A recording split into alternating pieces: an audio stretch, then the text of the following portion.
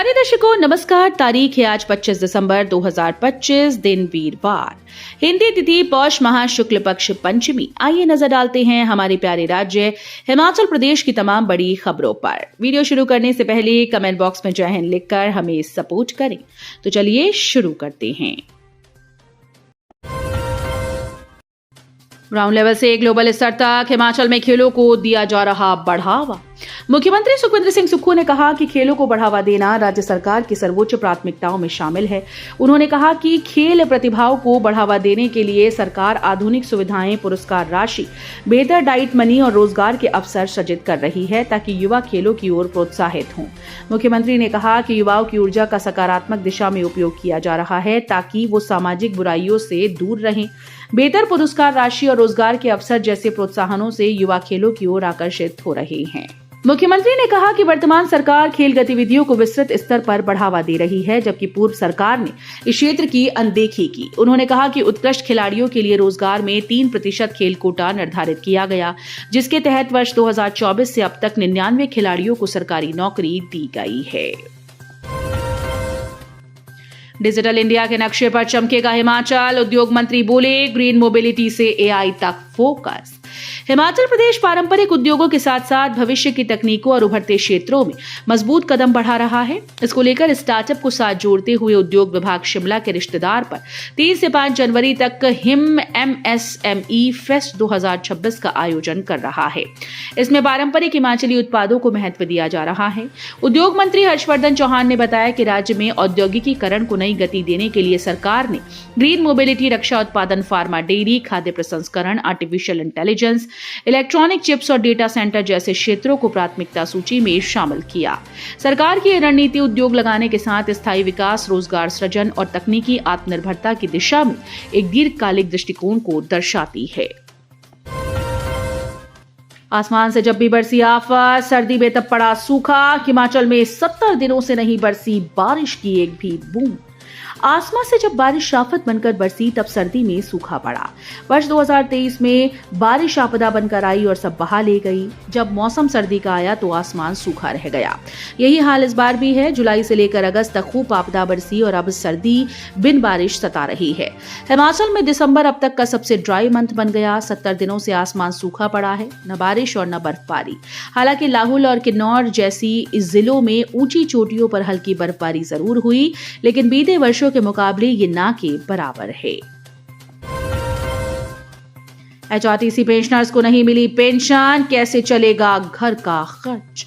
HRTC के pensioners को 24 तारीख बीत जाने के बावजूद नवंबर माह की पेंशन नहीं मिल पाई। इससे पेंशनर के सामने रोजमर्रा की जरूरतें पूरी करने का संकट खड़ा हो गया।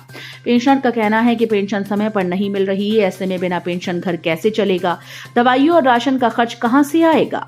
पथ परिवहन पेंशनर्स कल्याण संगठन ने आरोप लगाया कि निगम के पेंशनर्स के साथ पिछले कई महीनों से लगातार सौतेला व्यवहार किया जा रहा है। संगठन का कहना है कि निगम के आला अधिकारियों ने एक अनोखी और भेदभावपूर्ण व्यवस्था शुरू कर दी है, जिसके तहत 65 वर्ष से अधिक आयु के पेंशनर्स को पेंशन दी जा रही है, जबकि बाकी पेंशनर्स को छोड़ दिया गया है।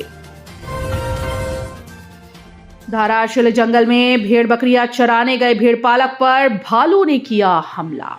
कुल्लू जिले के काइस से सटे धाराशिल जंगल में बुधवार को भालू ने एक भेड़पालक पर हमला कर घायल कर दिया। भेड़पालक ओम प्रकाश निवासी धाराशरण भेड़ बकरियां चराने जंगल में गया था। दोपहर करीब 1:30 बजे भालू ने उस पर अचानक हमला कर उसे घायल कर दिया। जान बचाने के लिए ओम प्रकाश घायल अवस्था में धाराशरण गांव के समीप पहुंचा और एक व्यक्ति के फोन से परिजनों को सूचित किया। परिवार के सदस्यों ने तुरंत एम्बुलेंस के जरिए उसे क्षेत्रीय अस्पताल कुल्लू पहुंचाया। क्षेत्रीय अस्पताल कुल्लू के MS ताराचंद ने कहा कि भालू के हमले में घायल व्यक्ति अस्पताल में उपचाराधीन है।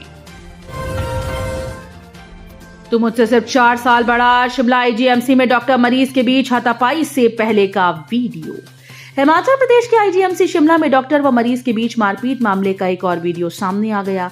बुधवार को वायरल हुए इस 9 सेकंड के वीडियो में आरोपी डॉक्टर व मरीज के बीच मारपीट से पहले हो रही बहस साफ देखी जा सकती है। मैं 32 साल का हूं तो मुझसे सिर्फ 4 साल ही बड़ा होगा। वीडियो में दिख रहा है कि डॉक्टर मरीज के साथ तू तड़ा कर रहा है व मरीज इस पर आपत्ति भी जता रहा है। वहां खड़े लोग बीच बचाव भी करते नजर आ रहे हैं। इसके बाद डॉक्टर भी मरीज के बिस्तर से दूर दूर जाते दिखाई दे रहा है।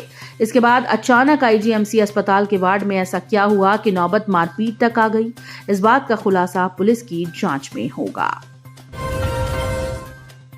पंचायत चुनाव की चर्चा के बीच सरकार का बड़ा फैसला, नगर पंचायत संगडह का गठन, बंगाड़ा का दायरा बढ़ाया। हिमाचल प्रदेश सरकार ने पंचायत व निकाय चुनाव की सरगर्मी के बीच एक और बड़ा फैसला किया। सरकार ने जिला सिरमौर में नगर पंचायत संगडह के गठन को लेकर अधिसूचना जारी कर दी। इसके साथ ही ऊना की नगर पंचायत बंगाड़ा का दायरा बढ़ाया गया। इसमें आसपास के कई क्षेत्रों को शामिल किया गया। शहरी विकास विभाग के द्वारा इस संबंध में अधिसूचनाएं जारी की गई। जारी की गई अधिसूचना के अनुसार संगडह क्षेत्र को नगर पंचायत घोषित करने की प्रक्रिया पूर्ण कर ली गई।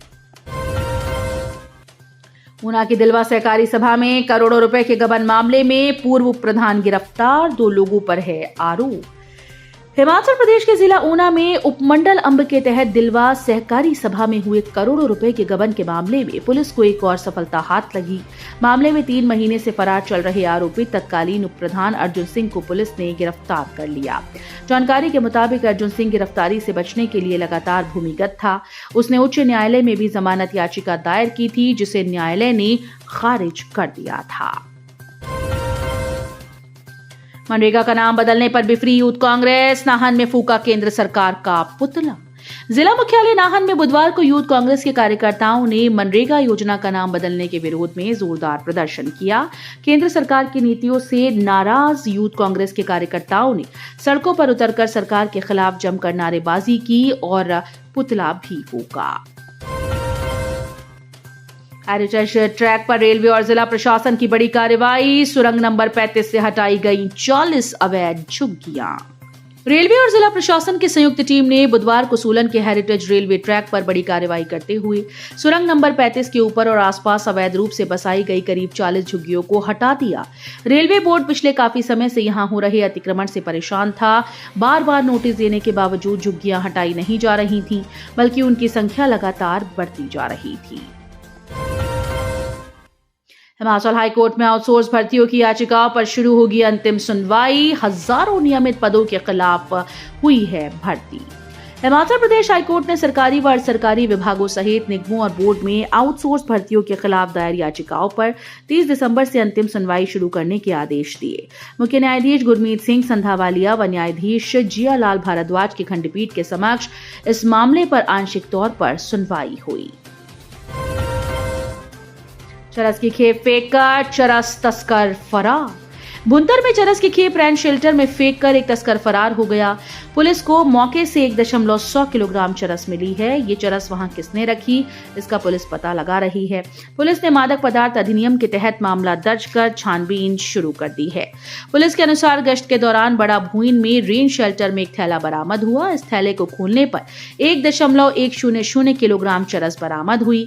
एसपी मदन लाल ने कहा कि रेन शेल्टर में चरस किसने रखी, इसको लेकर आसपास का सीसीटीवी फुटेज खंगाला जा रहा है। सड़क के किनारे पड़ा मिला 22 वर्षीय युवक का शव। जिले के चौपाल पुलिस थाना के तहत चौपाल नरथा मार्ग पर औंधे मुंह पड़ा एक 22 वर्षीय युवक का शव बरामद किया गया। चौपाल बस अड्डे से लगभग 250 मीटर की दूरी पर सड़क किनारे ये युवक मृतावस्था में मिला। स्थानीय लोगों ने पुलिस को सूचना दी व शव को कब्जे में लिया।